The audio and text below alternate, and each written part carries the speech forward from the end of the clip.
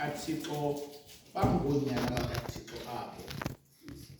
kuba anamkelanga moya wokukhoboka ukuba nibuye noyike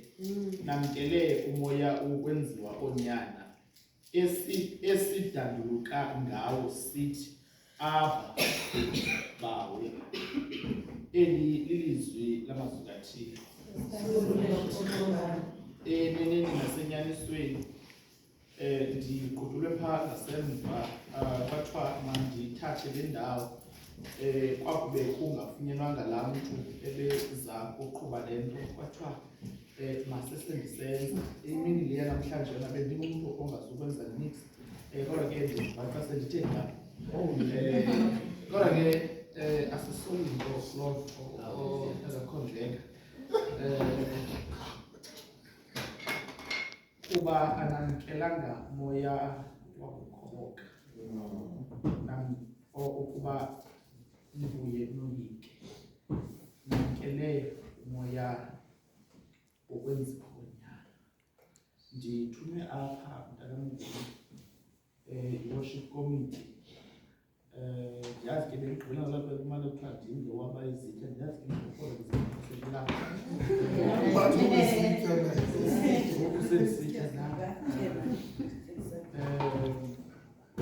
ndithunywa apha i-worship committee bethuna lo mcimbi wemimoya okanye womoya oyingcwele ngeentlobo ekumele into yokuba siwuqwalasele ngayo. Kuthiwa ke apha ndizokuthetha nge-spirit of adoption.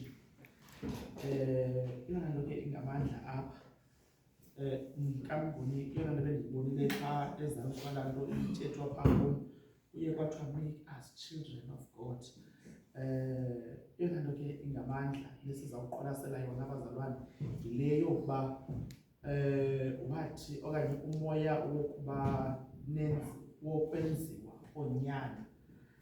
esithi ngawo sidanduluke sithi Aba. Ukuthi Aba ukuthi bawo lethu language because sesigrike esisithi Aba but apha kuthi kuthiwa bawo. Yona nto ke ingamandla nendiyiceliweyo apha into yokuba ndizokuthi kuni bazalwane umoya oyingcwele umoya esiwunikiweyo into yokubana ngaba ibe nguwo ozawukwazi ukuthi phakathi kwezinto zonke esizenzayo naphakathi kwezinto zonke ezikhoyo kamnguni phakathi kobomi bethu but thina ngomoya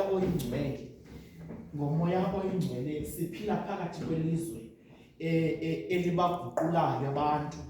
libenze ukuthanda kwalo okanye libasheyiphe ngokuthanda kwalo but thina ngenxa yento yokubana ngaba samkele umoya oyingcwele kaKristu wona oza kuthi ngeli xesha ilizwe lizama ukuzitsalela ekuthandeni kwalo but ngomoya nje oyingcwele kaKristu liphinde okanye aphinde asibuyise umoya asibuyisele endaweni yokuba sibe ngabantwana okanye sibe ngoonyana kwakunye neentombi zikaKristu apho sizawukwazi ukuthi nokuba kunzima ebomini nokuba mhlawumbi sinqwenele into yokuba sithini na kuThixo kodwa siyazi into yokuba uThixo lo unguThixo ongubawo wethu. Nkosi yami. Uthi ke apha lo mbhali esidanduluka ngawo because asiveli sidanduluke mnguni ndibavile abantu bezothetha kule ndawo bezama usichazela okanye besichazela ngendlela umoya oyingcwele obonakala ngayo. Bazalwane apha sizokuzama ukuchaza into yobana mhlawumbi umoya oyingcwele kuwe ufike mhlawumbi okanye wamqonda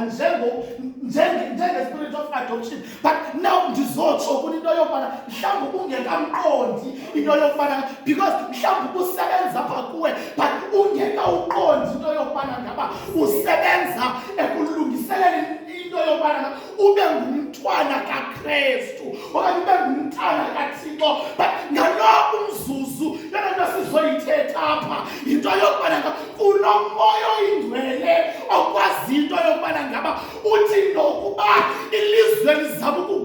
Nkosi yami. Ngenxa yento yokubana ngaba kunomoya oyingcwele umalulanda kunye ekhondweni umalulanda umoya oyingcwele kuba esazi into yokubana ngaba wena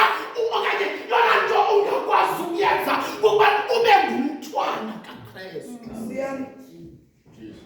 Ekudingeni into yokubana ngaba sithi nokuba mhlawumbi apha ebudeni balo unyaka ka-2026 ngamanye amaxesha esingazuthi mhlawumbi singamva umoya oyingcwele but sikhumbule into yokubana ngaba thina senziwa abantwana okanye senziwe abanyana bakaKristu ekuzawuthi ngokuba izinto zakho zilungi but usuke udanduluke ngawo umoya oyingcwele. Yona nto endiyithunywayo apha kuthiwa ndizonichazile into yokuba ngomoya oyingcwele bazalwane kuyadandulukwa, ngomoya oyingcwele kuyadandulukwa okanye uKristu uyakhwazwa ngomoya oyingcwele. Mkhwaze uKristu ngomoya oyingcwele because ngoku silungiswe into yokubana ngaba sizokwazi into yokuba sibe ngabantwana bakaKristu because nguni kunexesha mos xa ungumntana okanye xa mhlawumbi phaa ekhaya ndiyazi mhlawumbi kodwa ke phaa ekhaya abantwana baphaa ekhaya ngela xesha babesakhula phaa abantwana basekhaya ngoku sekuthiwa benze ezaa nto bazenzayo babesithi ngoku babesakhula ndibabukele phaa bathi nokuba babethiwe phaa ngutamkhulu kodwa baphinde babuye bazoripota kuye besithi wena undibethile because xa ungumntana kapha awukhathaliseki nokuba mhlawumbi umzali uvisa ubuhlungu namhlanje okanye ngalowo umzuzu wahamba wamkhalala but unexesha lokubuya because umoya oyingcwele unexesha losilanda asiyisele sizoripota uThixo kuThixo. Into yoba ndiyajika ngoku kodwa nqwele into yoba njengoba kuqala unyaka ningaphoseli ithuba lokuba nibe ngabantwana bakaThixo, ningaphose ithuba ningazenza zonke izinto enizenzayo kodwa nibe nisazi into yoba umoya oyingcwele lo unilandela nibe ngabantwana bakaThixo. Nokuba nguni awusekho endlini kaKristu nokuba mhlawumbi uthe gapha ezintweni zelizwe kodwa wazi into yokubana ngaba kunomoya oyingcwele okulandela endlini kaThixo. Okulandela endlini kaThixo kuthi nokuba wenza ntoni na but umoya oyingcwele usuke ufike umntu ekhula nguni kamnandi esithi unabantu bakho Thixo amaxesha onke bagcina uba because umoya oyingcwele sashiywa nawo akuzange kuthiwa uhlale endaweni ethile but umoya oyingcwele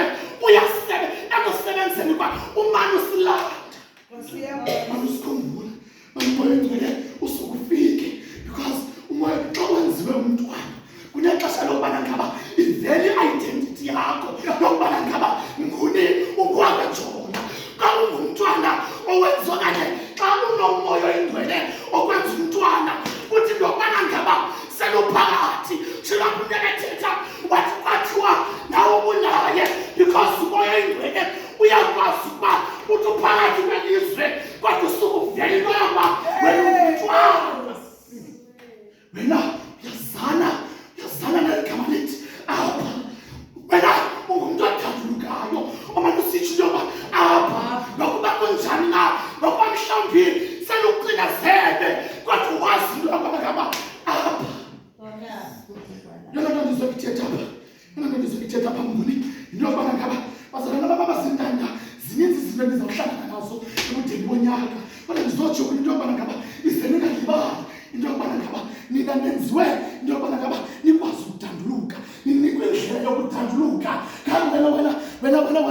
mhlobam into ndizoyithetha apha yileyo yokubana ngaba ize niyazi into yokuba ninelizwi lokudanduluka